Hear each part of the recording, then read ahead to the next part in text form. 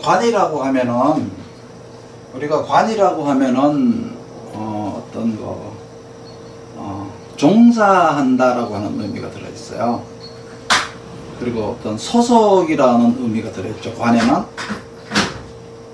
그리고 제라고 하는 거는 내가 능력을 펼치는 영역이 되는 거예요. 그러면 여기에서 재생관이라고 하는 거는, 관은 소속이고 내가 영역을 펼치는 거니까, 내가 재주를 펼치는 거니까 이렇게 남의 영역에 들어가서 내가 이렇게 일을 하는 모양이죠. 이게 내 능력을 남의 영역에 가서 펼치는 걸 가지고 재생관이라고 그래요.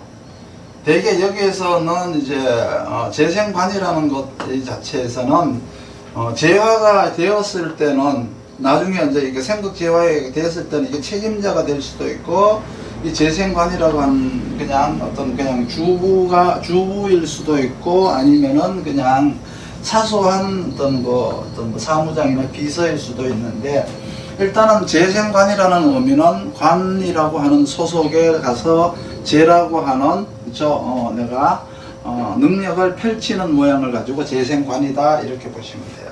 재생살도 마찬가지고, 재생관과 재생살의 어떤 이 논리는 나중에 내가 설명을 해줄게요. 재생살이라는 경우는, 이거는 이제 어떤 낙하산을 타고 온 거니까, 여기에서는 재성이 전문가가 되고, 살은 어떤 상징적인 존재가 되지만, 여기서 재생관이다라고 하는 거는 관이 전문가가 되고, 재성은 보좌가 되는 거예요. 보좌적인 개념. 재생살은 재성이 전문가고, 살은 여기서는 이제 상징적인 개념. 국회에서 법을 우리가 이렇게 법안을 만들 때 보좌관들이 다 만든다 그러더라고, 보니까. 국회의원이 만드는 게 아니라. 그런 식으로 재생살이냐, 재생관이냐. 가령 이렇게 재생관이다 이러면은 관이 전문가니까. 그렇죠?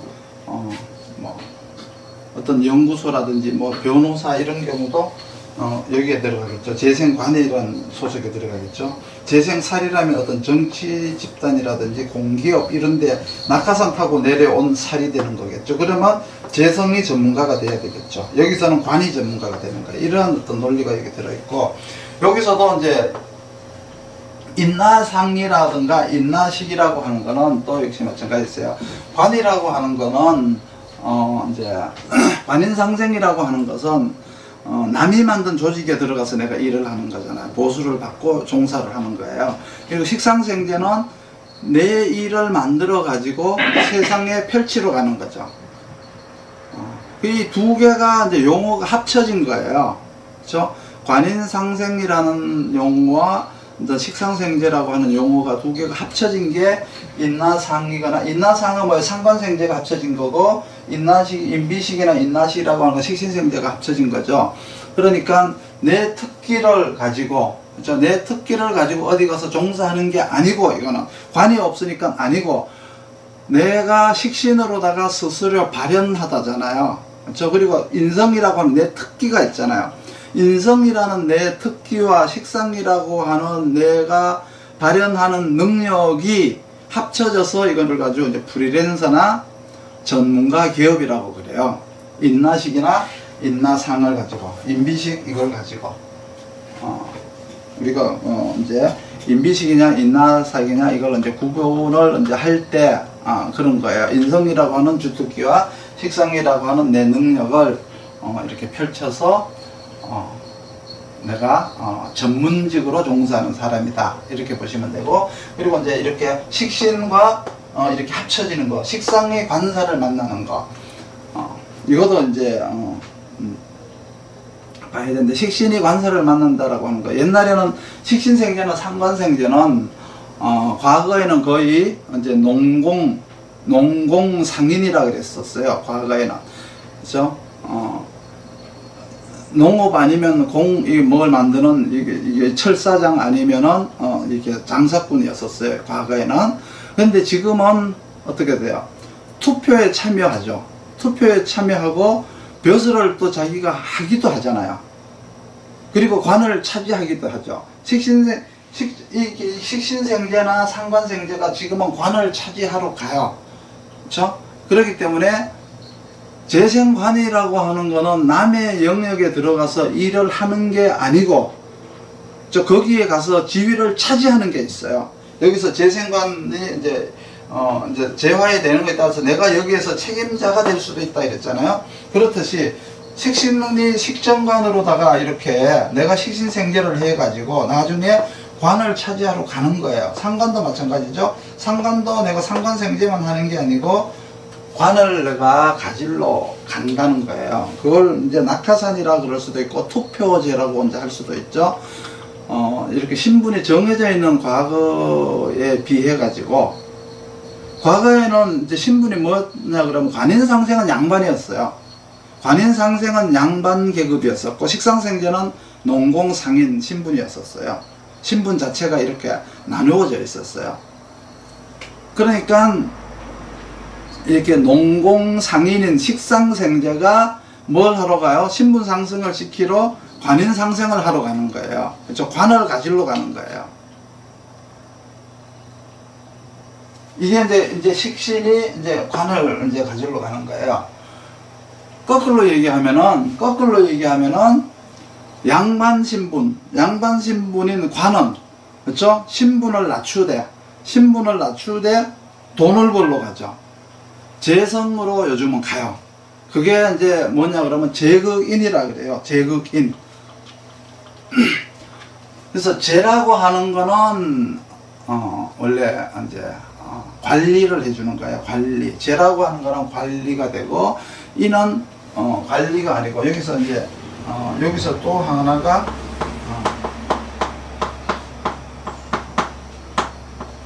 재극인이 여기 있죠. 여기서도 이제 편재, 정재가 이제 나눠지겠죠. 인성으로 일을 하는 거예요. 재성은 관리를 하는 거고 인성으로는 일을 한다. 이런 의미인데 죽으라고 일을 해가지고 재를 벌러 가는 게 아니고 이 재극인의 이 관계는 머리를 굴려서 그렇죠. 머리를 굴려서 재물을 취해야 되기 때문에 이걸 갖고 재테크라 그래요. 재극인을 가지고 재테크라 그래요. 돈을 벌려 그러면 내가 열심히 일을 해서 버는 것보다는 내가 세상의 환경을 이용할 줄 아는 게 열심히 일하는 것보다가 돈을 훨씬 더 많이 번다는 걸 아셔야 돼요. 가장 돈을 잘 버는 방법이 뭘까요? 쉽게 버는 방법이 아버지 돈 갖다 쓰는 게 가장 쉬운 방법이죠. 두 번째는 은행 돈 가져다 쓰는 게 또 가장 잘 쓰는 거예요. 이런 세상에 있는 모든 것들을 내꺼화 할 줄 아는 특징을 가져야 되는 거죠. 이게 제극인이에요.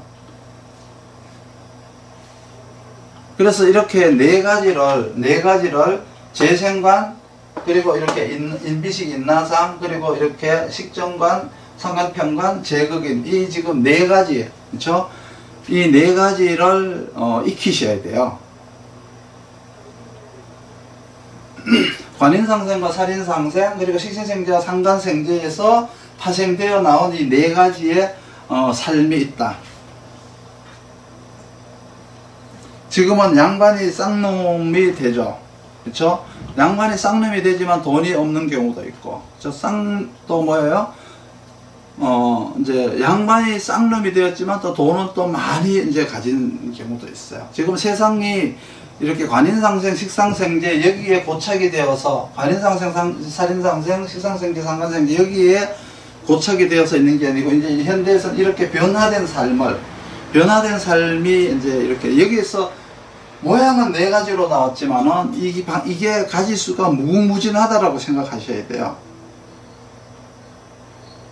변화되어 가는 이 세상에 직업의 가지수도 많고 사회의 어떤 그 체제 형태도 굉장히 이렇게 여러 가지가 있기 때문에 식신생제 속에도 여러 가지 수십 가지 수백 가지 방법이 있고 관인상생, 살인상생 속에도 여러 가지 수십 가지 수백 가지 방법이 있다는 것을 아셔야 돼요.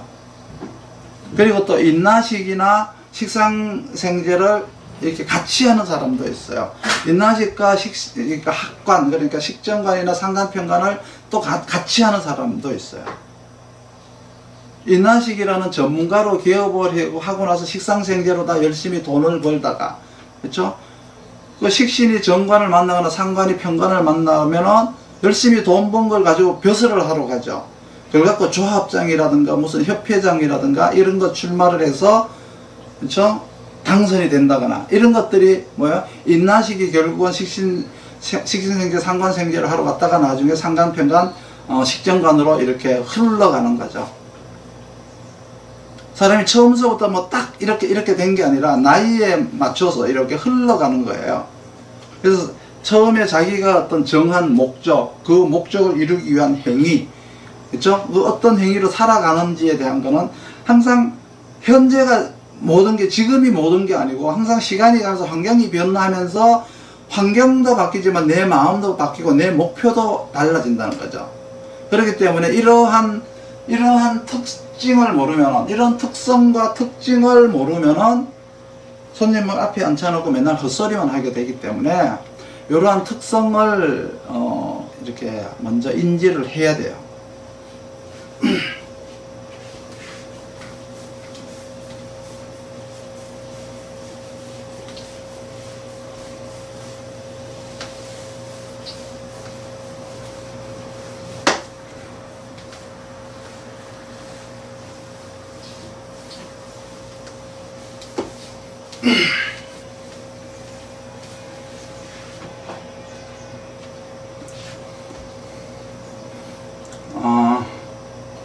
우리가 지구상에서 우리가 살아가는 데 있어서 모든 어떤 그 생명체 중에서 정신적인 부작용은 인간들이 가장 심하다고 그러죠. 동물도 화를 낼 줄은 알죠. 근데 사람이 화를 내는데, 사람이 화를 낼 때는 물건한테 화를 낸다라기보다는 꼭 사람한테 화를 내죠. 화를 내는 거는 물론 자기 자신한테 화를 내는 경우도 있어요. 그러니까 자기 감정을 배제한, 그렇죠? 내 감정을 배제하고, 그렇죠? 이렇게 정신적으로 이렇게 살아가는 사람인지, 아니면은 내 감정에 치우쳐서, 그렇죠? 내 감정에 치우쳐서 정신을 놓고 내 감정으로만 살아가는 사람인지 구분을 해야 되는 거예요. 내가 속으로 굉장히 화가 나고 막 억울한 일이 있지만은 내가 이성적으로, 정신적으로 그거를 억누르고 정신적으로 살아가는 사람인지, 그 감정에 치우쳐서 정신이고 뭐고 그냥 내 본능적으로 그냥 내가 감정대로 행동하고 살아가는 사람인지, 이거를 구분을 해야 되는 거예요. 감정을 배제하고 정신적으로만 산다는 거가 얼마만큼 힘들다라는 거를 그걸 우리가 이해를 또 해야 되겠죠. 정신을 차리는 것도 힘이 들지만, 그렇죠? 정신 차리는 것도 힘이 드는데 거기다가 감정까지 배제한다는 거는, 내 감정을 억누르고 산다는 게 얼마나 힘이 들다는 거를 아셔야 돼요. 그런 사람들이 얼마나 있을까요? 별로 없을 것 같죠. 우리 역학자의 눈에는 별로 없을 것 같은데 그런 사람들이 많아요, 생각보다가. 그리고 또 하나는 이제 몸의 어떤 그 귀중함, 건강, 그렇죠? 어떤 이게 몸의 귀중함을 위주로 또 살아가는 사람이 있어요. 그래서 정신과, 그렇죠? 정신과 마음과 이렇게 몸, 이 삼박자에 관해서 우리가 이제 알아야 되는데, 이 세 가지가 균형이 맞지 않으면은, 그렇죠? 힘이 들고 견디지를 못해요. 정신이 아무리 올바르다고 해도 몸이 병이 들었거나, 아무리 내가 이렇게 감정에 치우쳐서 산다고 하더라도 또 역시 이렇게 체력이 또 딸린다라면은 어떻게 될까요? 굉장히 힘이 들고, 그렇죠? 힘들고 견디지 못해서 마치 쫓기는 듯이, 그렇죠? 뭐 피하는 듯이, 도망가듯이, 그렇죠? 졸리는 듯이 술에 취한 듯이 약에 취한 듯이 살아가게 되는 거죠. 아무리 능력이 있다고 하더라도, 아무리 사회적인 내가 지위가 높다고 하더라도, 아무리 내가 돈이 많다고 하더라도 정신과 마음과 이 육체가 고정이 날 수가 있어요. 그래서 신경쇠약이 걸린다거나 우울증이 걸린다거나 화병이 걸린다거나 심기가 불편해서, 그렇죠? 자기를 주체하지 못해서, 자기 주체를 못해서 우왕좌왕하고 그냥 하는 거를 우리가 알아야 돼요. 우리가 이거를 알아야 손님들을 대할 수가 있어요. 손님들의 마음을 읽을 수가 있어요. 우리가 기계적으로 식신생제, 상관생제 이것만 공부해서는 아무 의미가 없어요. 손님들의 마음을 읽을 수가 없는 거예요. 그러면 감정을 추스린다라고 하는 거는 가령 이제 예를 들어서 이제 아버지가 내한테 유산을 줘야 된다고 생각을 하죠. 자식들은 유산을 줘야 된다고 생각을 하는데, 유산을 이제 아버지가 못 주거나 안 줬다라고 가상을 해보자고요.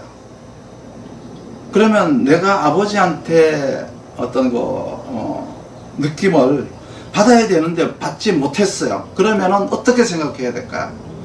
못 받았으니까 그냥 복이 없다고 생각을 해야 되나요? 아니면 못 받은 것에 대한 원망을 해야 되나요? 못 받았다고 복이 없다고 생각한다는 거는 뭐 아무래도 정신적으로, 그렇죠? 마음을 이길 수가 있는 거죠. 그렇지만 못 받은 것에 대한 원망이 나오고 불평불만이 나오고 아버지에 대한 어떤 다른 어떤 저걸로 나온다는 거는 자기가 감정적으로 행동한 거예요. 내 마음이 정신을 억누르고 사는 사람이 있어요. 굉장히 감정적인 사람, 충동적인 사람이죠. 그런 사고방식이 부정적인지 긍정적인지 이거를 손님을 볼 때 먼저 딱 알고 나서 출발을 해야 돼요. 그렇죠? 그러고 나서 감명을 해야 된다고요. 그래야 일단은 그 사람의 마음을, 그렇죠? 읽고 나서 출발을 해야 된다는 거예요. 과거에는 이거에 대한 중요도가 거의 없었어요. 10% 정도가 그렇다라면은 현재는 이러한 것들이 거의 100%에 가까운 30% 정도로 중요해졌어요. 그렇죠? 인생의